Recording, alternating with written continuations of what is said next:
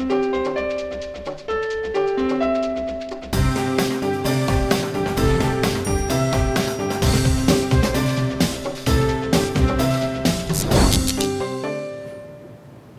And welcome to ज़रा हट के। मुबशर ज़ैदी, ज़रार खोड़ो और वसअतुल्लाह ख़ान का सलाम कबूल कीजिए।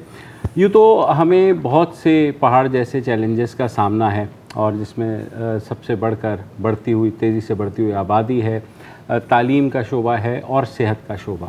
सेहत के शोबे में भी जो गिरावट आई है लेटली वो ख़ासी परेशान कुन है, चाहे वो वैक्सीनेशन हो, चाहे वो माँ और बच्चे की ज़चगी से होने वाली अमवात हैं या न्यू बॉर्न जो चाइल्ड डेथ्स हैं, वो भी इन्फेंट डेथ्स मोर्टेलिटी, वो भी एक मसला है। मगर एक मसला है जो तकरीबन ख़त्म हो गया था आज से 13 माह पहले और यकायक वो दोबारा से इस तेज़ी से उभरा है कि जिसने सबको परेशान कर दिया है, और वो मसला है पोलियो का मसला।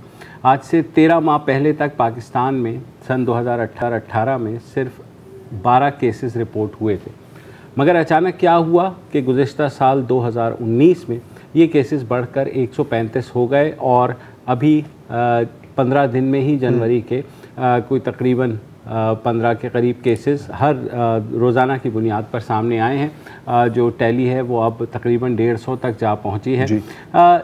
इससे कैसे निपटा जाए? 2014 में एक बड़ी एफ़र्ट हुई थी, जिसके बाद 2018 में जो है ये पोलियो के केसेस इतने नीचे आए थे। 2014 के बाद 2019 में सबसे ज़्यादा पोलियो के केसेस सामने आए। तो हमने सोचा कि पोलियो इमरजेंसी सेंटर के जो सरबराह हैं डॉक्टर राना सफदर साहब, उनसे बात की जाए और उनसे पूछा जाए कि क्या ऐसा हुआ गुज़िश्ता बरसों में कि यकायक पोलियो जो है हर जगह सामने आ रहा है। तो हमने बात की डॉक्टर साहब से और यही पूछा कि ये केसेस अचानक कैसे बढ़ गए। सुनिए उन्होंने क्या कहा। जी, बहुत शुक्रिया सबसे पहले तो इस अहम कौमी मौजू पे बात करने का। आपने बिल्कुल बजा फरमाया कि ख़ास तौर पे 2014 में जब कि हमारे पाकिस्तान में बहुत ज़्यादा आउटब्रेक्स हुए, 300 से ज़ायद केसेस रिपोर्ट हुए, उसके बाद से हमने बहसीयत कौम जिस तरह से जो है वो वायरस के ख़िलाफ़ कम बैक किया और जो हमने कामयाबियां हासिल की 2015, 16, 17 और 18, उसके बाद बज़ाहिर यही लग रहा था कि हम अपने ख़ात्मे के पोलियो के ख़ात्मे के बहुत करीब आ चुके हैं। लेकिन बदकिस्मती से 2019 का साल जो था वो हमारे लिए बहुत चैलेंजिंग साबित हुआ और वायरस जो था वो बड़ी शिद्दत के साथ वापस आया और उसकी जो इंटेंसिटी ऑफ ट्रांसमिशन है वो ना सिर्फ हमारे एनवायरनमेंट में, सीवरेज वाटर में बढ़ी, बल्कि बदकिस्मती से वो इस साल के दौरान हमारे 135 बच्चे जो हैं उनको पैरालाइज़ करने में भी कामयाब हो गया। अगर हम इसकी वजूहात का जायज़ा लें तो जो वायरस की जो मौजूदगी होती है या जो इसमें शिद्दत का जो इजाफ़ा होता है वो बेसिकली एक चीज़ की तरफ हमारी निशानदेही करता है कि जो हमारे बच्चों की जो क़ुव्वत मदाफ़त है उसमें ना सिर्फ ये कि उसको हम कायम नहीं रख पाए बल्कि उसके अंदर नुमायाँ कमी हुई, जिसकी वजह से इस वायरस को हमारे बच्चों की अंतड़ियों के अंदर ज़्यादा अरसा फलने फूलने का मौका मिला और उसके साथ ही साथ हमारी जो पॉपुलेशन मोबिलिटी है उसके साथ इसको जो हमारे इन्फेक्टेड इलाके थे वहाँ से जो निस्बतन हमारे लो रिस्क डिस्ट्रिक्ट्स और इलाके जो कंसिडर किए जाते थे या वहाँ पहुँचने में भी कामयाब हो गया। इसमें जो एक तो जो मैं अर्ज़ ये करूँगा कि हम जानते हैं कि 2018 जो था वो पाकिस्तान में पॉलिटिकल ट्रांजिशन का साल था और पॉलिटिकल ट्रांजिशन में चूँकि हमारे 3 हुकूमतें जो हैं वो बड़े एक महदूद मुद्दत के अंदर आती हैं तो उससे एसोसिएटेड काफ़ी सारी जो की अपोजिशंस हैं गवर्नमेंट की उसके अगेंस्ट लोगों का जो है वो फ्रीक्वेंटली तबादला भी होता है। और ख़ास तौर पे अगर हम 2019 को देखें तो जो तबादले का जो तसलसल 2018 में चलता आया था वो 2019 में चलता रहा और जो पोलियो रेडिकेशन प्रोग्राम है इसकी जो जितनी भी एक्टिविटीज़ इम्प्लीमेंट होती हैं उसका जो उसमें हमारा महवर जो है वो डिस्ट्रिक्ट लेवल होता है और ज़िली सतह पे चूँकि ये हमारी तमाम गवर्नमेंट अप्रोच है इसको पोलियो को एज ए नेशनल प्रायोरिटी हम लेके चलते हैं तो उसमें डिस्ट्रिक्ट लेवल के हमारे जितने भी ऑफिसर्स हैं, जिसमें हमारे डिप्टी कमिश्नर्स, हमारे district health officers, district police officers, district education officers, वो सब मिलके एक टीम की तरह काम कर रहे होते हैं। तो ये जो एक तबादले का अमल होता है, इसकी वजह से वहाँ पे हमारे टीम डायनामिक्स इफ़ेक्ट हुए, जिसकी वजह से जो हमारी जिस तरह की एक क्लोज़र ओवरसाइट होनी चाहिए थी तमाम चीज़ों पे, वो नहीं हुई।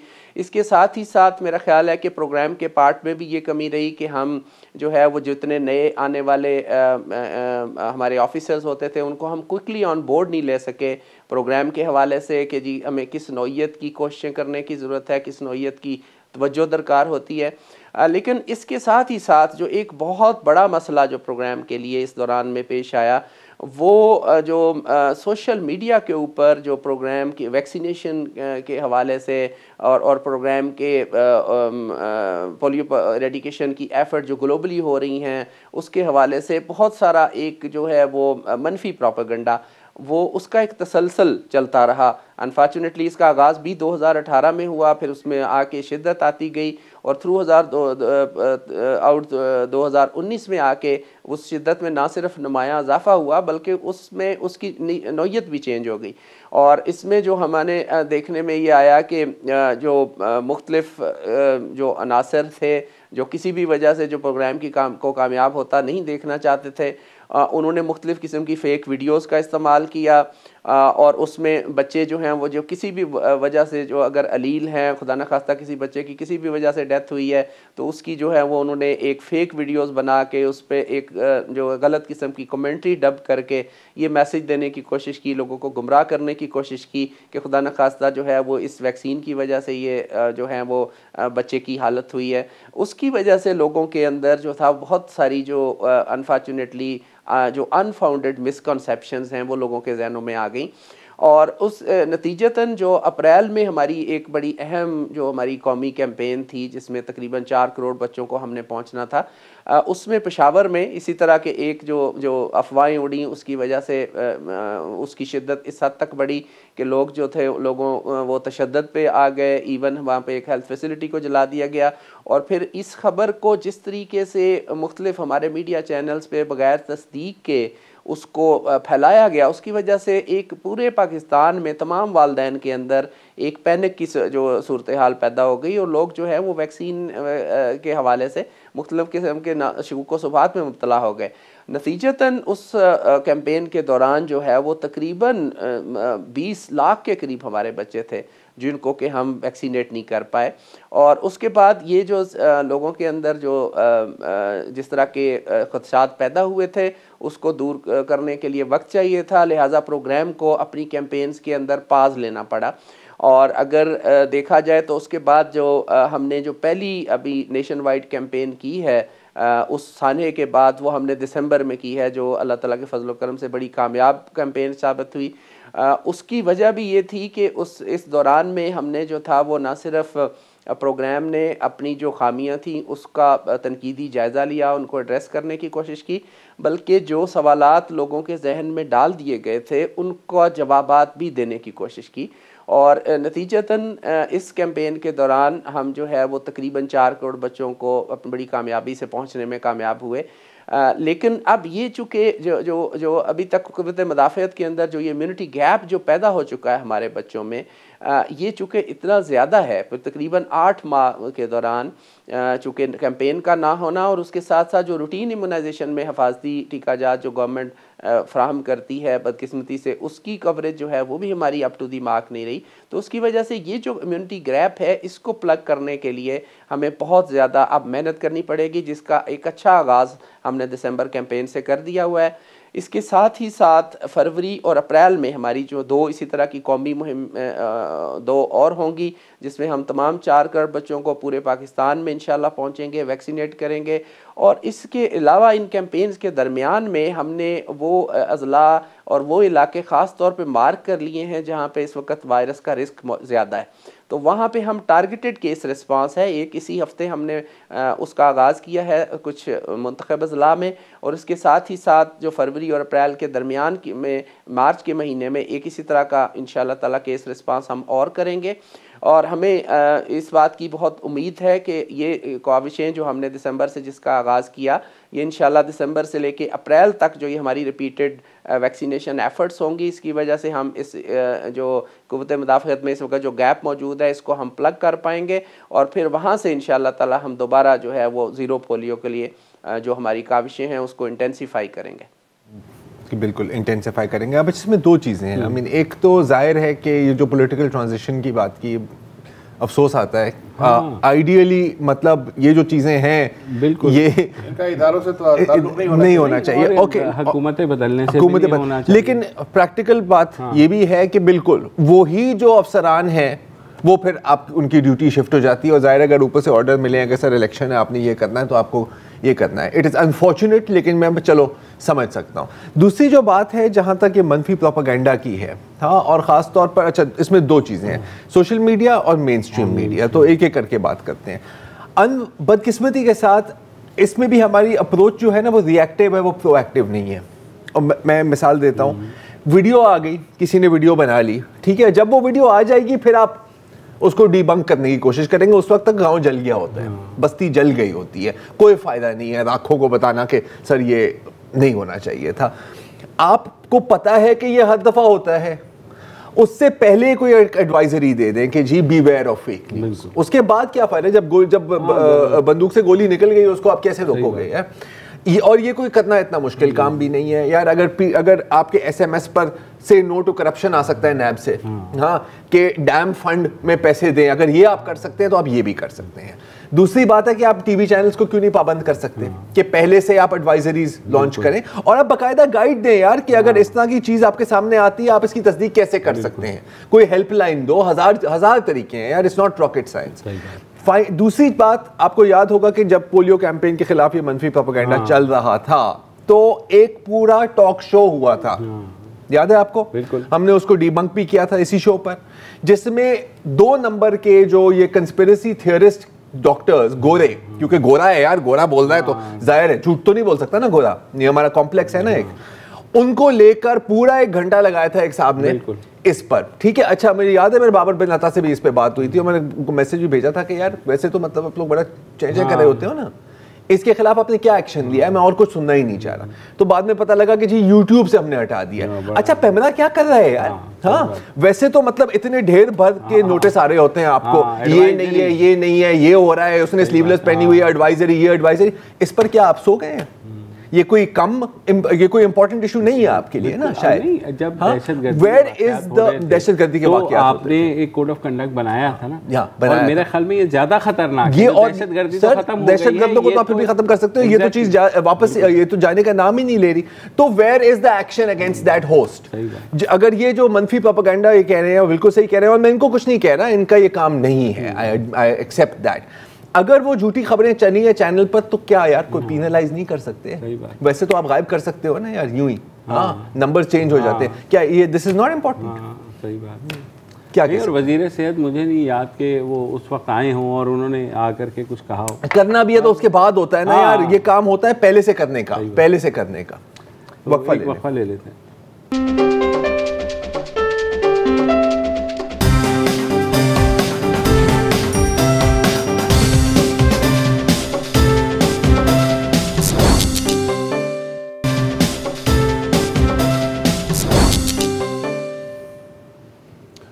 Welcome back. मौजू ज़ेर बहस है कि पोलियो पहले कम कैसे हुआ, फिर अचानक बढ़ कैसे गया और अब इसे दोबारा कैसे कम किया जा सकता है। हमारे आज के मेहमान हैं doctor Rana Mohammad Safdar, polio emergency operations के सरबराह। फर्स्ट सेगमेंट में आपने उनकी गुफ्तगू सुनी। इसके अलावा उनसे ये सवाल भी पूछा गया कि इस वक्त पाकिस्तान में जोग्राफियाई तौर पे कौन कौन से इलाके हैं जहां सबसे संगीन मसला है और सबसे ज़्यादा वल्नरेबल हैं।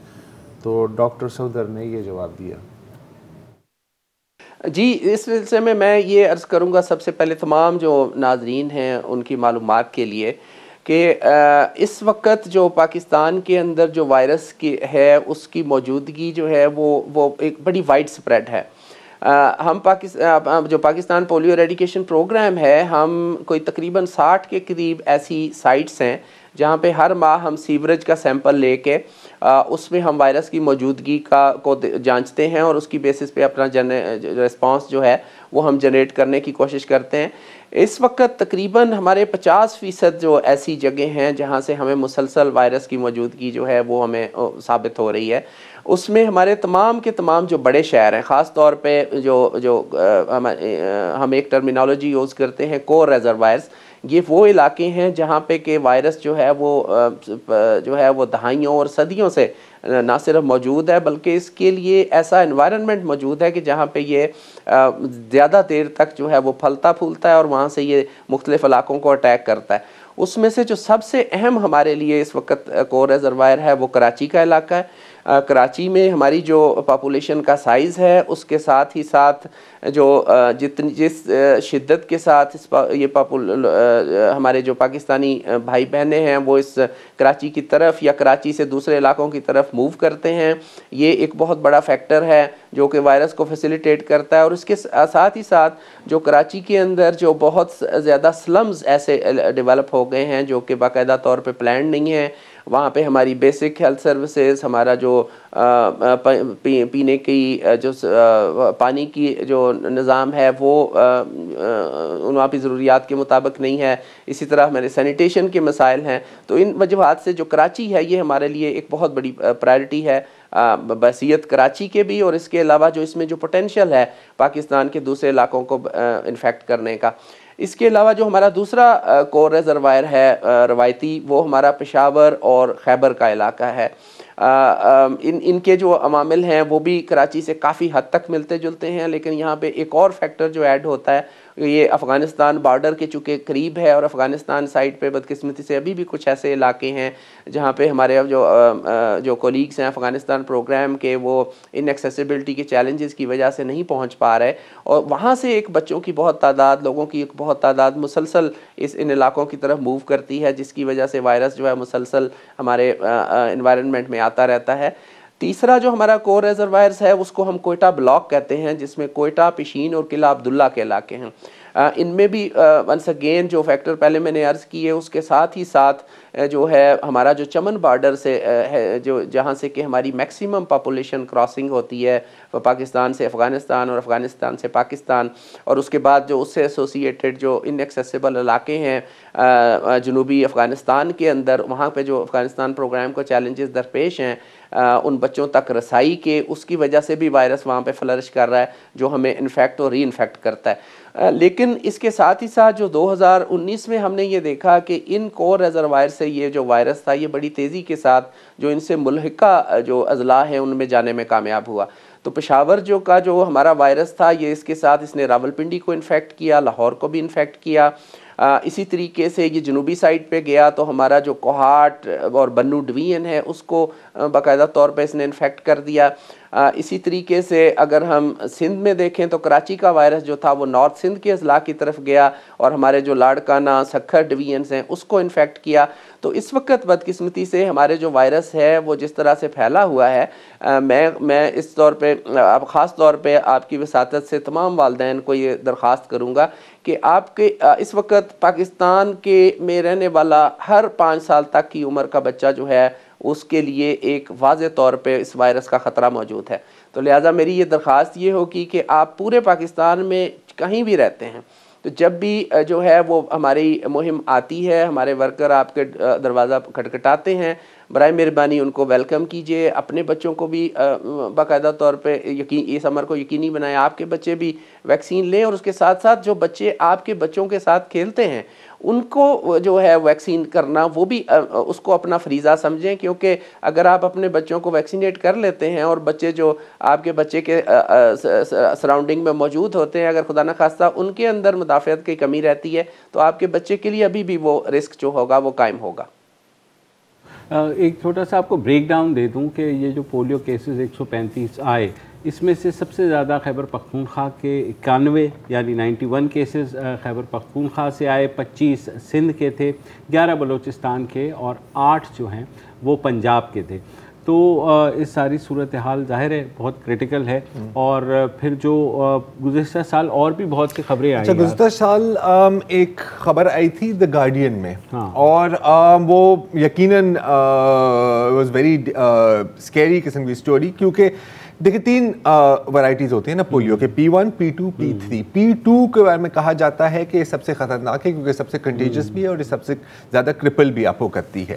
2014 में पाकिस्तान ने एक बहुत बड़ा माइलस्टोन डिक्लेयर किया कि P2 वैरायटी को हमने एलिमिनेट किया है। लेकिन पिछले साल जो गार्डियन में जो स्टोरी आई थी उसमें ये इल्ज़ाम लगाया गया कि ऐसा नहीं है और ये कवर अप हुआ था, और कि 2019 में P2 वायरस के भी केसेस आए थे और उसमें बाकायदा बाबर बिन अता जो उस वक्त फोकल पर्सन थे फॉर पोलियो, उसका नाम भी लिया गया कि ये एक बहुत बड़ा कवर अप हुआ है और ये इंटरनेशनल डोनर्स से ये छुपाया जा रहा है because it's a huge setback. तो ये भी पूछा राना साहब से कि क्या वाकई ऐसी है या is there something we don't know. एक तो सबसे पहले मैं ये अर्ज़ करूं कि जो पाकिस्तान में जो हमारा सर्वेलेंस सिस्टम है ये इतना फुल प्रूफ है कि इसमें किसी भी हवाले से केसेस को या वायरस को कवर अप करने की कोई गुंजाइश मौजूद नहीं है। मैं जैसे मैंने अर्ज़ किया कि जो हमारा जो सर्वेलेंस सिस्टम जिसमें कि हम जो 15 साल तक की उम्र के बच्चों के अंदर जो हम वायरस को देखते हैं, ये हमारे जितने भी ग्लोबल जो इस वक्त स्टैंडर्ड्स हैं उनसे जो है वो 3 गुना ज़्यादा है। तो लिहाजा इसमें किसी किस्म की गुंजाइश मौजूद नहीं है कि खुदा न खास्ता कोई बच्चा वायरस की वजह से इन्फेक्ट हो और प्रोग्राम के नॉलेज में ना आए। उसके साथ ही साथ जो मैंने आपसे जो एनवायरमेंटल सर्वेलेंस का जो सिस्टम मैंने आपसे शेयर किया, ये दुनिया का अभी तक कायम किए जाने वाला सबसे मरबूत और सबसे एक्सटेंसिव सर्वेलेंस सिस्टम है। तो लिहाजा जो वायरस जिस भी जगह पे मौजूद होता है, इससे पहले कि वो बच्चों को पैरालाइज करना शुरू करे, हमें उस पर फौरी तौर पे पता चल जाता है। इसके साथ साथ जो मीडिया के अंदर जो रिपोर्ट्स आई जिसकी तरफ आपने इशारा किया, उसमें बेसिकली जो चीज़ों को थोड़ा सा कंफ्यूज करके लोगों के सामने पेश किया गया। कुछ इलाकों में बेसिकली जहाँ पे के बच्चों की वैक्सीन, अगर हम 100 बच्चों को वैक्सीनेट करना चाहते हैं और हम 90 को कर पाए हैं, तो बाकी के जो 10 बच्चे हैं वो बजाय इसके कि प्रोग्राम को 10 बच्चे रिपोर्ट होते वो 5 हुए, या ये किया गया कि हमने 97-98% जो टारगेट है अपना हदफ उसको मुकम्मल कर लिया। इस तरह के जो हैं वो इंसिडेंट ज़रूर हुए, लेकिन ऐसी कोई चीज़ नहीं है कि जिसकी बेसिस पे ये कहा जाए कि पाकिस्तान ने एज ए कंट्री या इस प्रोग्राम ने जो था वो खुदा न खास्ता किसी जगह पे वायरस डिटेक्ट हुआ और उसको छुपाने की कोशिश की। हमारी गुफ्तगू जारी है, न्यूज़ अपडेट्स का वक्त हुआ है, वापस आते हैं।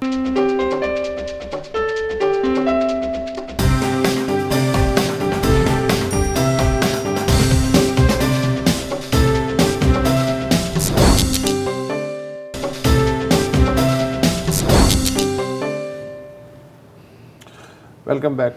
पोलियो के उरूज, ज़वाल और फिर उरूज पे गुफ्तगू जारी है। Doctor Rana Mohammad Safdar polio emergency के सरबराह हैं। पिछले सेगमेंट में ज़रार खोड़ो ने एक सवाल किया था कि गार्जियन में स्टोरी आई थी कि मैसिव कवर अप हुआ है जो पोलियो की कैंपेन है उसके दौरान एक बहुत बड़े स्कैंडलस लेवल पे। तो ये तो क्लियर कर दिया डॉक्टर सफदर ने कि ऐसा हो नहीं सकता। टेक्निकली उन्होंने बता दिया कि कवर अप जो है वो पॉसिबल नहीं है, लेकिन उसके बावजूद ये सवाल अपनी जगह मौजूद है। तो फिर अगर ऐसा कुछ नहीं था तो जो इनके पेश रो थे पोलियो इमरजेंसी सर्विसेज के साबिक सरबराह बाबर बिन अता, उन्हें किस खुशी में हटाया गया? क्या उन्होंने मामला ख़राब कर दिया था या उनकी शक्ल अचानक से जो है बुरी लगने लग गई थी हुक्काम बाला को? हुआ क्या था? जी, लीडरशिप जो है वो बेइंतहा इम्पॉर्टेंट है। ये प्रोग्राम जो है जैसे मैंने अर्ज़ किया, ये एक जो है वो गवर्नमेंट जॉब या किसी WHO और यूनिसेफ की जॉब के तौर पे इस प्रोग्राम को रन नहीं किया जा सकता।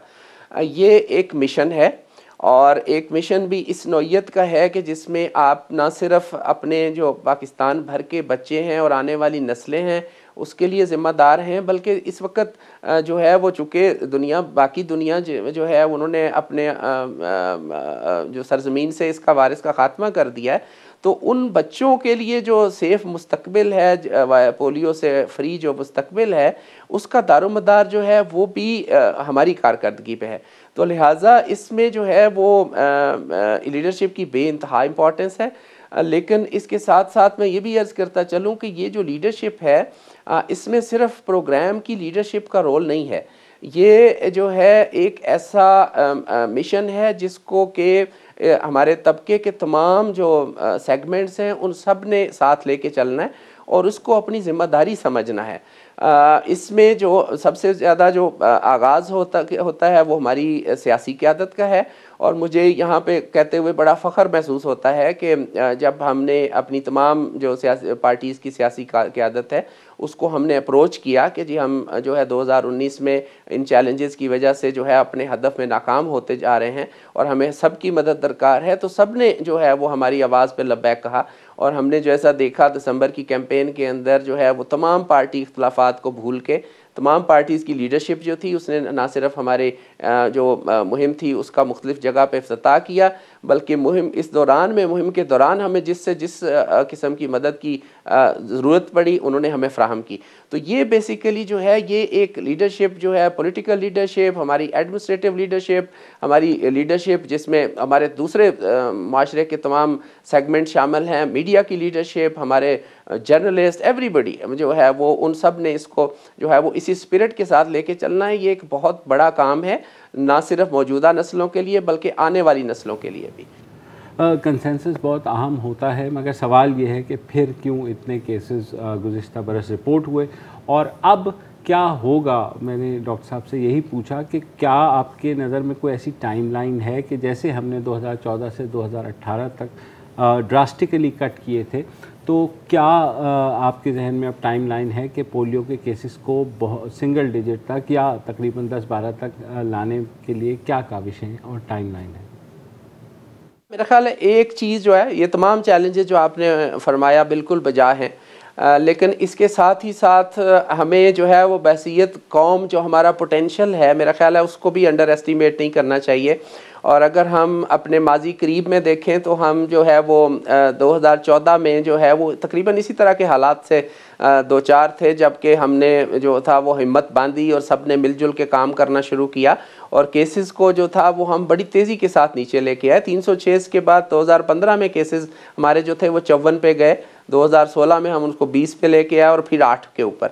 तो लिहाजा ये जो है सबसे पहले तो ये है कि हमें अपने ऊपर एतमाद होना चाहिए कि हम इसको बिल्कुल हमारे पास एक तो कोई ऑप्शन नहीं है, हमने इसको ज़रूर करना है, और दूसरा ये कि हमें इस की मुकम्मल सलाहियत मौजूद है कि हम इसको कर सकते हैं। अब दूसरा जो आपने सवाल किया, इस वक्त मेरे ख्याल है हर जो दर्द रखने वाला पाकिस्तानी है उसके जहन में ये सवाल है कि कब तक। तो इस सिलसिले में मैं ये अर्ज़ करूं कि अभी जो हमने जो नई काविशें शुरू की हैं जिसमें कि प्रोग्राम को एक कलेक्टिव रिस्पॉन्सिबिलिटी के तौर पे प्रमोट करना across political divide, across all segments of the society, इसके साथ साथ रूटीन इम्यूनाइजेशन कवरेज जो हमारे लिए हमेशा चैलेंजिंग रही है, उसको हमने मुकम्मल तौर पे इंटीग्रेट कर दिया है पोलियो एरेडिकेशन के साथ, ताकि उनको सिनर्जाइज करके हम दोनों के रिसोर्सेज से जो हैं वो ज़्यादा फ़ायदा उठा सकें। इसके साथ ही साथ जो हमारे ऐसे एस्पेक्ट्स जिनकी तरफ हमने माजी में ज़्यादा तवज्जो नहीं दी और ऐसे स्लम जो मैंने अर्ज़ किया जहाँ पे हमें मेल न्यूट्रिशन का प्रॉब्लम है, पॉपुलेशंस के पास बेसिक हेल्थ सर्विस डिलीवरी जो की सर्विसेज वो अवेलेबल नहीं हैं, सेफ़ वाटर सैनिटेशन के इश्यूज़ हैं, यहाँ पे हम अपनी जो पार्टनरशिप है उसको हम ब्रॉडन कर रहे हैं। हमने बाकी जो स्टेक होल्डर्स उनको इंक्लूड किया है, ताकि क्योंकि ये वो माहौल है जो कि जिसने पहले भी वायरस को सर्वाइव करने का मौका दिया जहाँ से इसने हमें हिट बैक किया। तो उस अपने तजर्बे से सीखते हुए हमने इस सिचुएशन को अवॉइड करने के लिए ये तमाम चीज़ें हम लेके चल रहे हैं। इसके साथ ही साथ जो आपने बड़ा अहम नुक्ता उठाया, पाकिस्तान और अफ़गानिस्तान जो है ये एक एपिडेमियोलॉजिकल रिजर्वायर हैं, तो लिहाजा हमारे लिए पाकिस्तान से वायरस का साफ़ होना भी उतना ही अहम है उसकी जितना कि अफ़गानिस्तान से वायरस का क्लीन होना। और ये चीज़ जो है वो हमने इंटरनेशनल कम्युनिटी के साथ भी उठाई है कि हमें जो है वो दोनों कंट्रीज़ के अंदर साइमल्टेनियस काविशें ऐसी करनी हैं कि जिसकी वजह से हम मुश्तरका कोशिशों के लिए दोनों जगह से साइमल्टेनियसली वायरस को साफ़ कर सकें ताकि एक दूसरे को री इन्फेक्ट करने का चांस ना हो। तो ये जो मैंने अर्ज़ किए जो चंद इक़दामात जो हमने उठाए हैं, इसकी वजह से हम बड़े कॉन्फिडेंट हैं कि अब से लेके अप्रैल तक, जैसे मैंने अर्ज़ किया, जो हम ख़ास तौर पे फोकस्ड एफर्ट्स कर रहे हैं, इसकी वजह से 2020 के वस्त तक जो वायरस की ट्रांसमिशन है ये 2017-18 के लेवल पे हम उसको ले जाएंगे। और ये जो केसेस अभी जो रोज़ाना की बुनियाद पे हमें नए केसेस मिल रहे हैं, इंशाल्लाह ताला इसका सिलसिला ख़त्म हो जाएगा।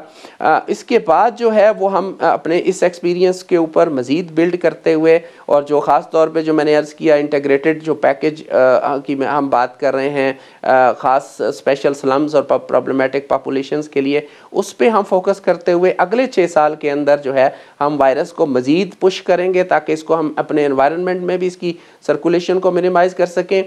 मैंने और हमारी टीम ने जो है वो अपने लिए हदफ ये मुकर्रर किया है कि इंशाअल्लाह ताला 2020 जो है ये हमारे लिए ईयर ऑफ ट्रांसफॉर्मेशन होगा, और इंशाअल्लाह ताला 2021 जो होगा इस ये हमारे लिए ईयर ऑफ इंटरप्शन होगा।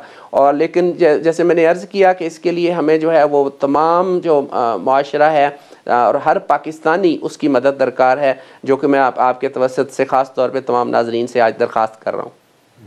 बहुत शुक्रिया डॉक्टर साहब। और जाहिर है बहुत बड़ा चैलेंज है, लेकिन जैसे आपने कहा कि मुझे स्कूल याद आ रहा है, मुझे स्कूल के दिन याद आ रहे हैं, क्योंकि मेरे हर रिपोर्ट कार्ड में यही लिखा हुआ था कि यार बड़ा टैलेंट है, बड़ा पोटेंशियल है, लेकिन पता नहीं फिर क्या हो जाता है। अच्छा, मैं भी थोड़ा सा ये है ना कि सबने चेक करें डॉक्टर साहब के ना, मसलन ये सब हो जाएगा अगर सारे प्रोबेबल्स जो हैं वो सेट रहे, अगर कोई वीडियो दोबारा ऐसी ना आ जाए, तो फिर अगर किसी मस्जिद से ऐलान ना हो जाए तो हम 2020 में काबू पाएं, अगर पानी की पाइपलाइन साफ हो जाए। देखें एक सक्सेस एग्जांपल तो है, हाँ, लेकिन मसला ये है हमें एक ब्लूप्रिंट बनाना पड़ता है ना कि हम ये जाहिर है, तो उस लिहाज से ठीक है। और आपको पता है 2014 में तो जाहिर है हमारे सर पे पड़ी थी जब ट्रैवल रिस्ट्रिक्शंस का वो आया था। हाँ, तो जब सर पे नहीं पड़ेगी तो बस कुछ नहीं होगा, और जब सब पे पड़ती भी है ना फिर भी कुछ नहीं होता। आई एम सॉरी, ये थोड़ी सी मायूसी की बातें कर रहा हूँ, लेकिन मुझे लग रहा है कि 10 साल बाद भी अगर जिंदगी रही और प्लेटफॉर्म रहा तो शायद हम यही बातें कर रहे हो दोबारा। और क्लीशे वही कि मीडिया का भी एक बड़ा अहम रोल है, लेकिन हम मीडिया के अंदर से भी जाहिर है बचपन से सुन रहे हैं कि कौम में बड़ी पोटेंशियल है, प्रोग्राम होते हैं। पाकिस्तान में टैलेंट की कोई कमी नहीं है। पोलियो का वायरस जो है वो बाद में डिटेक्ट करें, पहले वो लोग जो कि खुद इंसानी शक्ल में वायरस हैं पोलियो का, उन्हें डिटेक्ट करें, तब जाके ये प्रोग्राम कामयाब डिटेक्ट करने के बाद एक दो टीके भी लगा दें। हम हमेशा ये कह रहे हैं कि देखें 2022 तो गुजर गया, अब 2023 में हमारी स्ट्रेटेजी ये है, तो अल्लाह करे मेरी ये बात गलत साबित हो इंशाअल्लाह। और इसी बात पर वक्फा ले लेते हैं, वक्फा ले।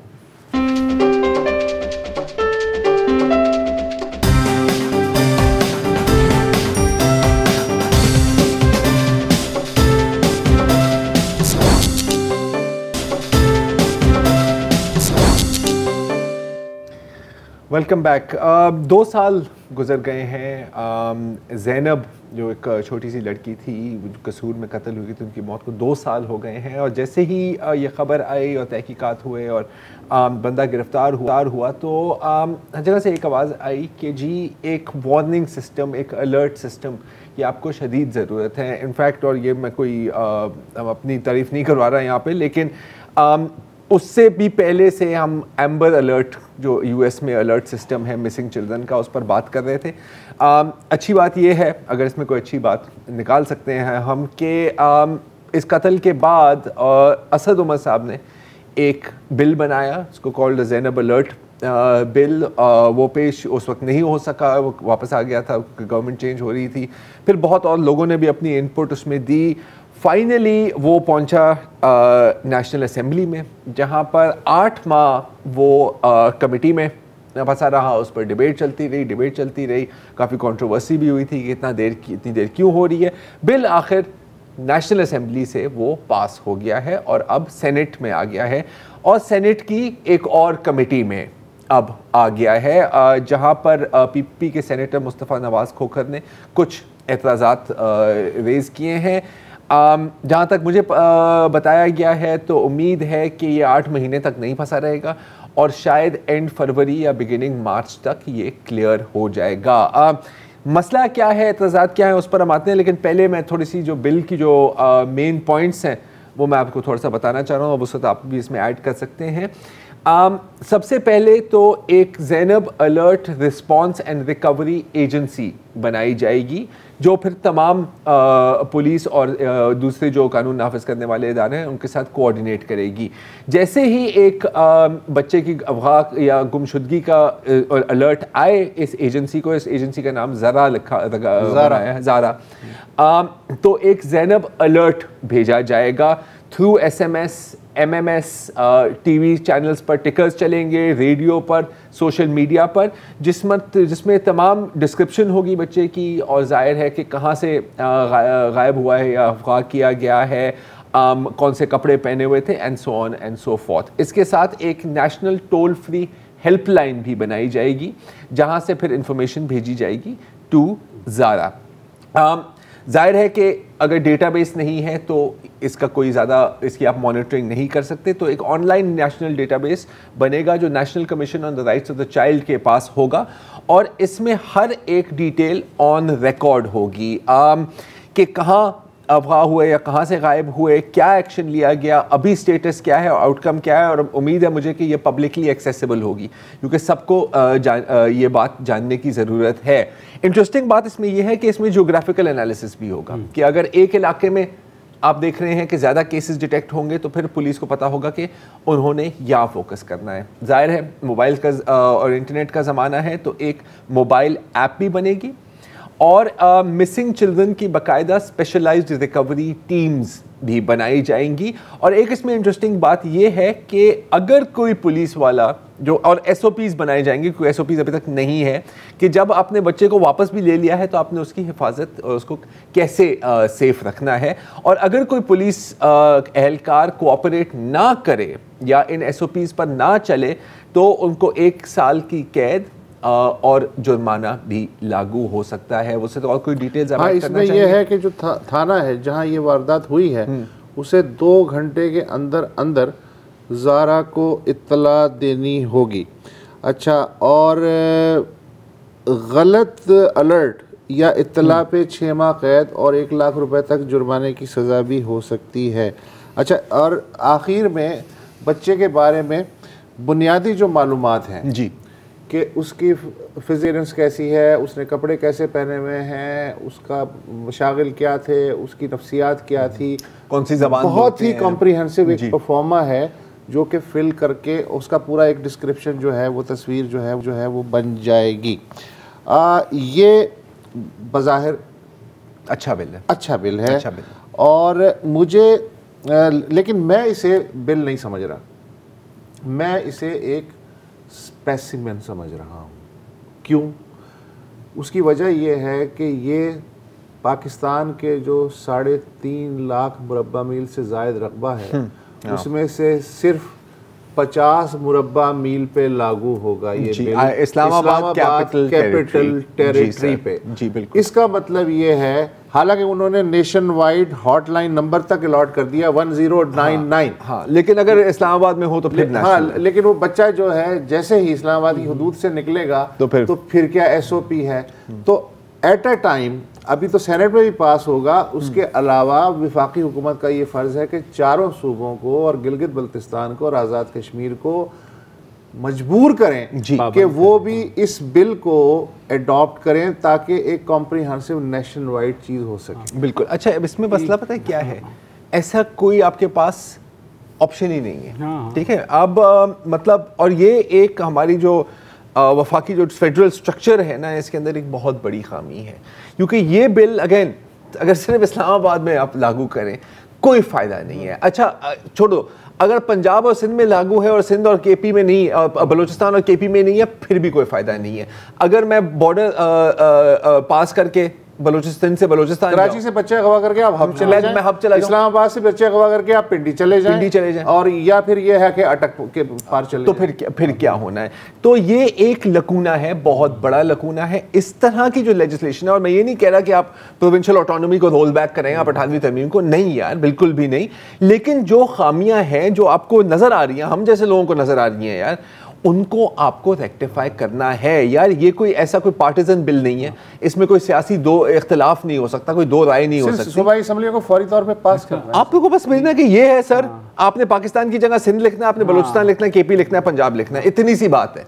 माना कि ये एक्सटेंशन अमेंडमेंट एक्ट नहीं है, आर्मी अमेंडमेंट एक्ट नहीं है, लेकिन फिर भी शायद थोड़ा सा इस पे फोकस कर लेना चाहिए। इसमें कोई वो है जिसपे हमने पहले चाइल्ड सेक्स ऑफेंडर्स रजिस्टर जो है, इसमें मैंने नहीं पढ़ा चाइल्ड सेक्स ऑफेंडर्स रजिस्टर का, लेकिन वो किसी और चीज में भी कवर हो सकता है, शायद उस डेटाबेस का हिस्सा हो। हाँ, और अगला जो मरहला आएगा सब जगह से पास भी हो जाए ना, असेंबलियों से इम्प्लीमेंटेशन, बाई लॉज बनने में बाज़ औक़ात बरसों लग जाते हैं जी।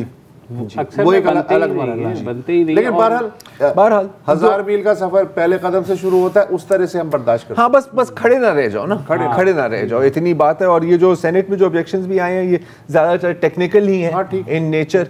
ये भी मेरा असल ख्याल मसला है कि स्पीडीली ये जो है पूरे तमाम मैकेनिज्म जो है इसका बन जाए, तब जाके ये बिल काम करना शुरू करे। बिल्कुल, क्योंकि ये भी आखिरकार कौमी सलामती का ही मसला है। सही बात। जनाब आज के लिए इतना ही, कल दोबारा हाजिर होंगे, इजाज़त दीजिए, खुदा हाफ़िज़। अस्सलाम वालेकुम। अगर आपको हमारे शो पसंद आया है तो प्लीज़ हमारे YouTube चैनल को सब्सक्राइब करें, और अगर मुनासिब समझे तो इस वीडियो को लाइक भी कर लें, तो कोई हर्ज नहीं है, और शेयर भी कर लें और कमेंट भी कर दें जी, वरना वो सब ऐसे ही लिखते रहें। और ये जो दोनों कह रहे हैं ये कर लें जी प्लीज़, नहीं तो हमें भी घर जाना है, मैं आपके कंप्यूटर में नहीं रहना 24 घंटे। सही बात।